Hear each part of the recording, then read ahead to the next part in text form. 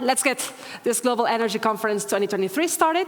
And we're going to be starting with a first presentation on risk management in times of extreme volatility. What worked and what didn't. Let's look back to the past year and see what's worked and what's really been going on. And with that, I'm inviting the CEO at E&C Consultants, Jens Lievens, to energize us in this morning. Thanks, Jens, for being with us. Thank you, Anna. Also from my behalf, welcome in Köln. Very happy that you all joined us today. Context. Context is important when we talk about volatility, and context in terms of volatility is best reflected in a graph. And how do you, where do you need to focus on the scale? This is a graph going back to 2006 of the TTF year plus one price, all the way back to exactly 3 years ago, so June 2020. Those were times where we were traveling around Europe talking about the importance of volatility, on average 10 euro per year. You have 100,000 megawatt hours, 10 euro, it's a lot of money, it's worthwhile. You're having an important job, you're being a very important energy buyer in your corporate environment. If we take the same graph and we look at the same data, so the first part, I go back one slide, is the same data but a different scale. Right? So the volatility that you see disappeared just by changing the vertical axis because of what happened. Right? So the degree of volatility is absolutely insane. We do the same thing with power. First peak financial crisis. I see here 2011, Fukushima, remember? Prices in Germany at 60. Oh, it will go to 100, and then it dropped to 20. This was the volatility that we have known. And actually the same thing when you see the volatility that followed, right? This is a year plus one. These are not spot prices. We've seen even more extreme things there. Interesting, and just for the sake of simplicity of today's session, I will use in every graph the TTF, right? Could have chosen EEX, but you see how correlated they have been in terms of movements over the past 3 years. So I'll just take TTF, but actually any comment that we make, any example that you see can be copy-pasted to your behavior of risk management on the EEX or any other power index in Europe. We'll do that by going through this journey over the past 3 years with 3 fictitious characters, right? If you would recognize any type of that behavior of such a buyer or a company, it's purely coincidence. Yeah? There's not any finger pointing happening today. We'll start with our first fictitious character. This is Ben Budget. He works at Conservative Automotive GmbH. Ben has been an engineer. He's been in the company for over 30 years. And as so frequently happened back in the days, engineers got to start buying energy. Ben is an absolute passionate about consuming less, because every megawatt hour not consumed is a megawatt hour that he doesn't have to buy. So he's all about simplicity, budget stability, no surprises, no speculations, no fooling around, no complex theories. He's in a solid, long-term business, no fooling around with Ben. The second character that we have is Maria Market. Now, Maria Market works at Competitive Chemicals Incorporated, and Maria has actually joined this company 5 years ago. She has a master in business administration, worked in the big 4 consultancy companies, and her passion is business strategy. That's what she is. And she's found herself buying energy now, and that happens to be a very good combination to apply your business strategy skills in the context of the energy market. The third character that we have is Mike Mabey. Mike Mabey works in a company which is called Opportunistic Plastics Corporation, right? Mike is a real procurement manager. He has been a procurement manager for over 15 years, but he has never bought energy. He has been buying mobile phone subscriptions, car lease plans, IT services, you know, the typical procurement manager. And to his big surprise, when he just arrived new in this company, in his first week, he got to know that they also gave him energy, because the previous one who did that left and they decided not to replace him and said energy. But Mike loves it, right? Mike is like, okay, this is a challenge. This is the next step in my career. It's a super interesting field. He's super excited to go for this role of energy buyer. Ben, in his automotive company, they produce car suspension systems, and on average, historically, the energy cost has amounted up to around, let's say, 2%. Depending on the volatility of the market, it might have dropped to 1.5, 2.5, but around 2% of their total production cost, that's energy. So obviously, he lives by the motto, no surprises, no speculation, budget stability. Why is that so important? In automotive, they sell their products with very long-term contracts to the car manufacturers, right? So he cannot afford himself to have any surprises. When they sell those products, the prices are fixed. So every euro he pays more for energy is €1 less P&L, right? Maria Market in her chemicals industry is very different. It's a very energy-intensive corporation where she works, and energy amounts up to around 30% of their production costs. Now, what is interesting is her view on it. Strategically, she says, actually, I don't really care about how much I pay for my energy. The only thing that I have to make sure is that I am at least equally good as my competitors, and if possible, better. But if that price is 10 or 100, it makes a little difference because there is a pass-through mechanism largely for their energy costs. Her nightmare is to fix energy volumes at a certain level, have the market drop, and not be able to drop with it. That's her nightmare scenario. Now, Mike works in this plastics company, and it's a pretty complex company. They have different business divisions. Some of them is plastics extrusion, very energy intensive. Others, it's more the blowing process, not so energy intensive. And actually, nobody in his corporation really knows how much the energy cost is. Is it 5%? He heard 10%. It's not a number he can easily find, so he actually doesn't know yet. I mean, he's new to this. We can forgive him. And he says, like, how difficult can it be? My responsibility is to buy energy. I want the lowest price, right? No big fancy strategies for Mike.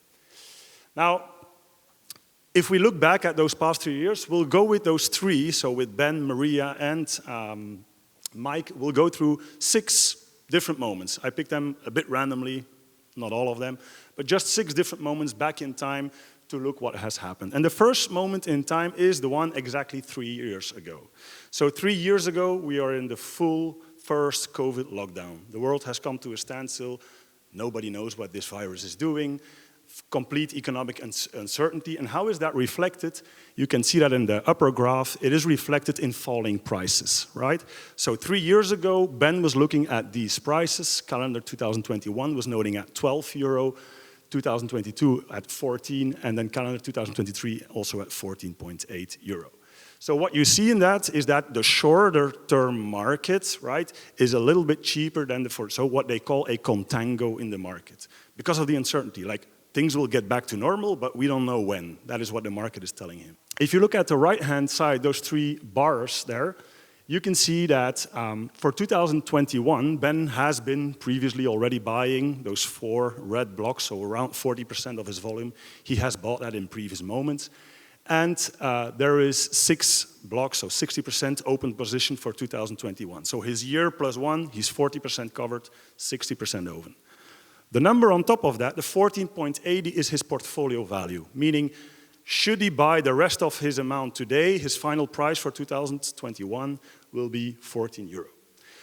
Farther into the future, he has been more careful, gradually, incrementally building up his positions, and he has 20% covered and 10% into the future. Now, what is Ben's reasoning? He thinks back. He's been in this for a long time. Last time he saw these prices, it was 2009. So it indicates to him that these are really good prices historically. If I buy a lot today, if I'm aggressive and I swing hard at this opportunity, I will be able internally to communicate a budget which is lower than what I had in the past. That's attractive when you're budget Ben, right? You can report a budget improvement. So that's attractive to him. On the other hand, he doesn't really know, like if I hedge aggressively large volumes far into the future, how much volume he will consume. But on the other hand, in those days, it didn't matter because he had full volume flexibility contracts. A bit more or a bit less, supplier took the risk. So what does Ben do? He's quite aggressive and he adds 40% to the 2021 position. 2022, with Ben, no fooling around, he adds 30%. And with 2023, he adds 20%. So he increases his position quite aggressively because of the historically good prices. Maria Market is very different. She's focused, she's in love with the strategy. And she has decided, because of the pass-through mechanism, internally they came to an agreement to never fix 30% of the volume, whatever happens. So 30% of whatever they do is always on spot markets, because that will help her average out and stay closer to that market price. So that's already a given. The upper 3 bars, they will never fix that. She has done some very careful hedging in the past, some positions, 20% for 21, 10% for 22, and she's looking at that same market as Ben does. Now, what is her reasoning? At that moment, her clients are already giving signals, come down with your price, because energy prices are at historical lows, come down with your price. Well, that's not a huge incentive to buy, because if it drops further, she has to be able to come down with it. She's also doubting, like in March, 2 months before that, we had the negative oil prices. She's wondering, like, could this also happen with gas? Because there's really demand destruction. Could we see negative prices close to zero? I mean, I know it's low, but it can go even lower, right? And then she swings by the other idea, like, okay, but it's true that historically it is an incredible price. So you know what? I'm well trained. I know the basis of risk management. I'll do something, right? So she takes 1 extra position for 2021. She'll never be wrong by doing that. Mike is in a different position. Mike cannot do anything for 2021 because the colleague who was doing it before fixed a full volume, so fixed price contract for 2020, 2021 at a price level of 19.5 euro. Mike looks at that and says, this is costing us a lot of money. I have this price, I can't do anything, so this forward hedging, it's super risky. If you hedge and it drops, I'm not competitive and I want my lowest price. So I don't like that situation. And actually, I've been looking at that, says Mike, and I think spot markets are on average always cheaper than forward markets. Isn't that logic that a forward market carries a sort of risk premium in it? It should be. So he looks at a graph, but he doesn't look very carefully, or he doesn't look on the right scale. And he sees here the blue lines is the average spot price, the green line is the average forward yearly price. And it's true that in 2016, spot was cheaper on average than forward prices. 17, the other way around.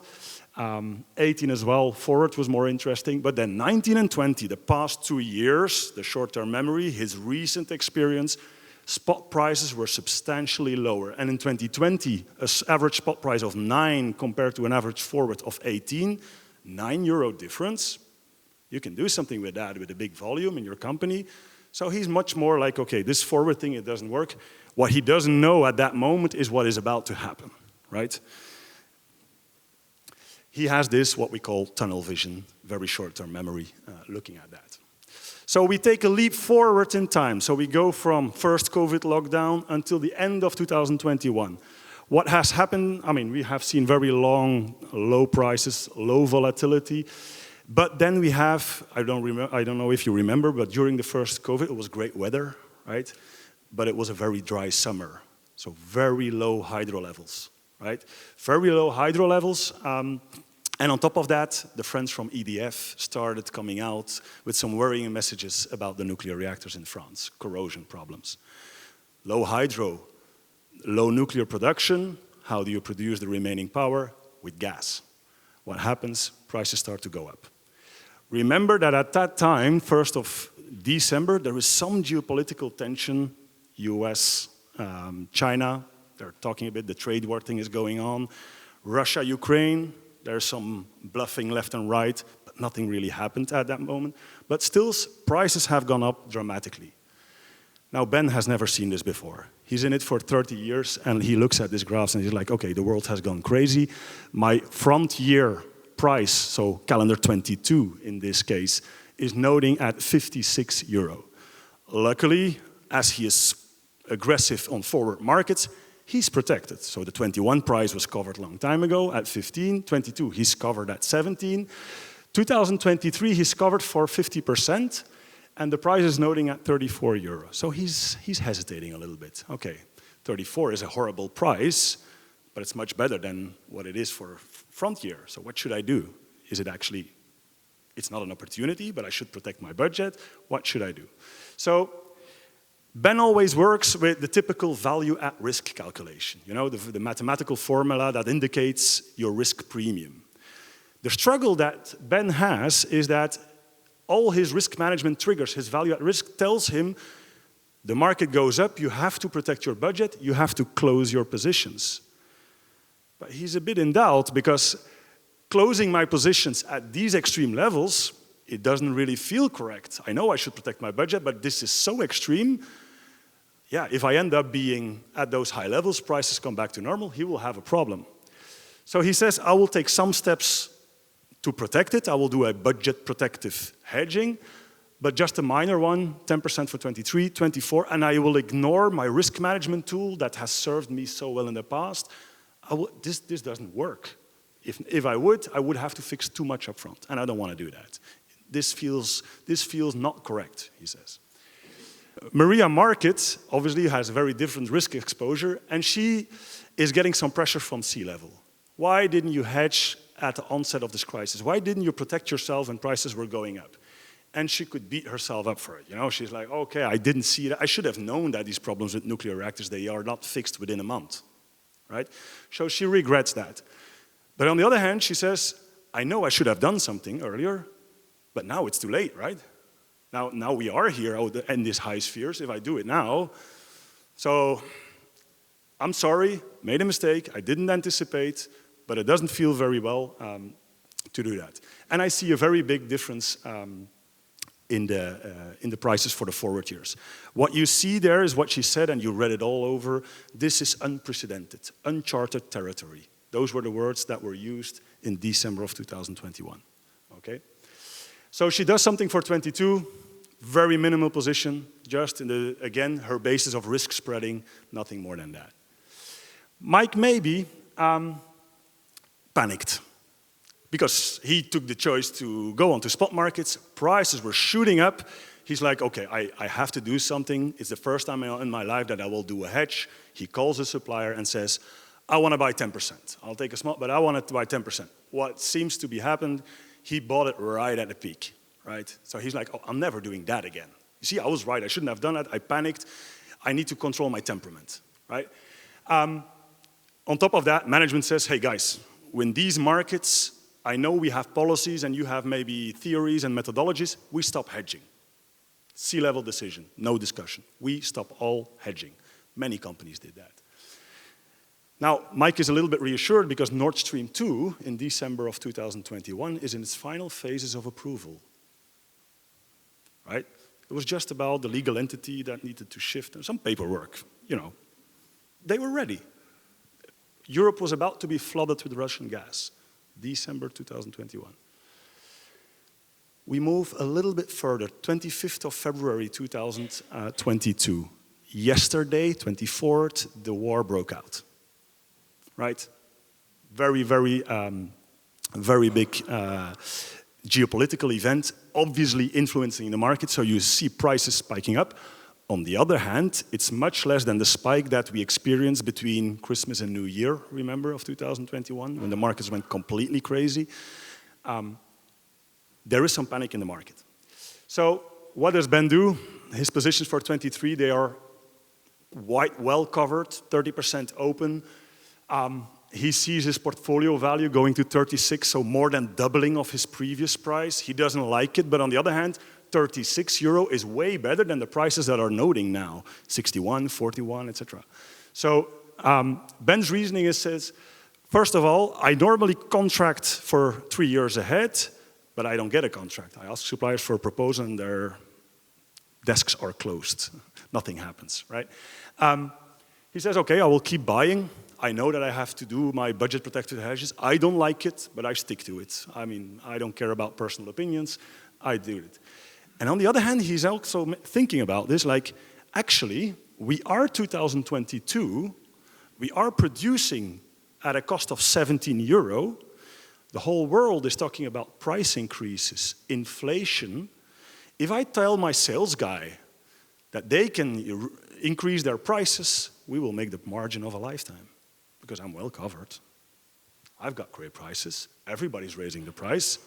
We will not go for market share. Nobody does that. We go for margin. So he communicates to his colleagues of sales, go raise your prices. And they are, of course, more than happy to do so. He takes some positions for 23. He leaves one final bit open because he's not sure. I mean, it's panic, right? Panic day, you know, you never know what happens. If it should drop down, he can do it at a better moment. And he takes a small position for 24. Maria is a bit in a panic. For the ongoing year of 2022, she doesn't know what to do. Prices went up. And she has heard that the real risk is the winter, right? Storage levels are high. We're getting through the actual winter with relatively low storage levels at that time. They have to be refilled. Prices are so high. Who will refill them? It's not clear. So she says, I want to protect my winter risk. I'll buy my Q4. I'll close that because historically the winter is more expensive than the summer, she says, right? So I will close that position. That's her reasoning. On the other hand, if I look forward, if I would hedge a lot, I'm just sure that I will have a bad price, so it doesn't feel right to do that. And another argument that leads her to be careful is says, from the COVID lockdown, Europe is recovering faster than Asia. And that's crucial because she has an interesting insight. LNG is an important price driver already back then in the markets, but if Europe is recovering faster than Asia, we might get very big amounts of LNG into Europe. So, signal for her to expect price drops. So what does she do? She closes her Q4, does a minimal hedge again for 23, a minimal hedge for 24. Again, she's well trained, she got her basics under control. Mike gets a few very disturbing messages. His site managers tell them, hey, if we have a price higher than 50 euro, we cannot produce with profits. He's a bit puzzled by that because he thought energy was not that important, but all of a sudden, if it's higher than 50, they should stop producing, so this gets C-level attention. He also calms himself down, saying, okay, it's the first reaction in the market on this conflict. They will come down again. He gets distracted by another topic. Instead of gas, actually power is much more important for them. And he heard that in Spain you can sign a PPA for 34 years. I'll be busy with signing my PPA. Is it possible to sign a PPA now in Spain for my... So he's completely losing focus on what he's doing. We jump forward past last year's conference that we had to the 1st of August 2008. Now, 1st of August 2008, Nord Stream 1 is down to technical issues. We're waiting for the Siemens turbine that are blocked somewhere. But if they arrive, there we go again. 1st of August. What we didn't know is that about 10 days later, everything from Nord Stream 1 will come to a complete halt, right? So we have seen extreme prices, and the situation is as follows. Ben has his final position for 2023, and he says, you know what, I'm taking it. It's a huge budget increase. I go from 17 to 48, but what can I do? I mean, it will harm our margin, but it's the most responsible thing for me to do. At least we know our losses, right? I'm not sailing blindly. I will do another minimal hedge, although I hate it for 2024, but I know that I have to keep buying minimal volumes. And actually for 2025, I hate the contract that they gave me because finally I did get an offer, but now my volume flexibility is gone. It's a baseload contract, I can no longer fix it. So I just buy a small baseload block. He's a bit frustrated. Maria, at that moment, has a big problem. She says the market is dysfunctional. Because I would actually like to do a hedge, but I can't reach my supplier. They don't pick up the phone. They say there's not enough liquidity, there's too much risk. I cannot hedge. Yeah, but I have an agreement that allows me to hedge. You should allow me to hedge. Yeah, we don't. Okay, very frustrating, nothing to do about it.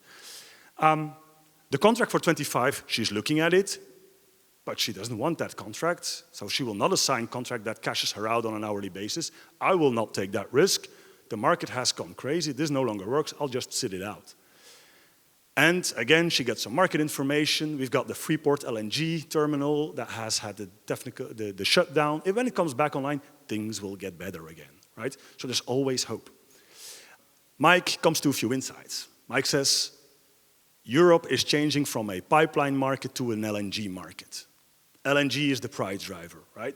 So we might never see those low prices again. He explains it, the board talks to it, and they say, you know what, hedge the remainder of this year because we might never get back to normal. This is the new normal, right? This is the wording that they used. So what do? He closes his remainder of the ongoing year, and for the next year he closes 50% because like 50%, I halve my risk. I take that and the rest, it gives me more time to see.